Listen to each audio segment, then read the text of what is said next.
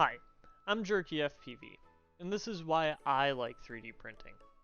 So, I have this iFlight DC-3 I've been working on, and I want to mount a Caddx Orca to the top. However, there's a couple caveats. Along with the top plate being super thin, there are only 3 supports. That said, I think I can utilize the front flight controller mounting screws to create a 4th.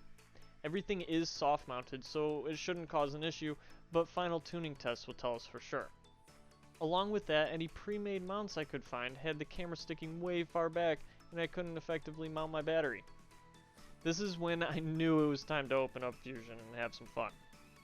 I chose to start by importing a scan of the top plate as a canvas, where after calibration, I sketched an outline of the section I was interested in and did an extrusion. Following that, I chopped off the action cam mount from another model, combined it with mine, and exported the 3MF.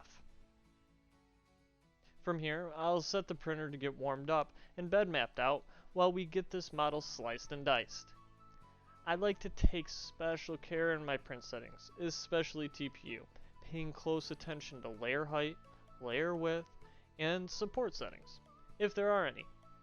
Making sure to match my speed to the limits of my variables, not my personal desires. Then press print and let it go. 3D printing is not a quick process, so let's speed it up for the viewing audience. This is a 2-component print, so we have to repeat the process.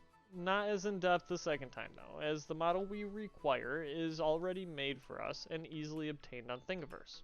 So we'll just grab that, thank you TACAM, slice it up, switch to a 0.6 nozzle, as the model is big enough, and thicker layers are hotter layers, and hotter layers are stronger layers, and stronger layers will keep your action cam safer. We can save a good bit of time here without sacrificing quality. Once both parts are printed, a little post-processing, and it's time to mount. Don't forget the Loctite. Voila! A cam mount. How I wanted it to be. Of course, not always does it work out the first time. Matter of fact, rarely it does. For me, I enjoy the perpetual state of troubleshooting. Thanks for watching, and remember, don't forget to ask for help. See ya!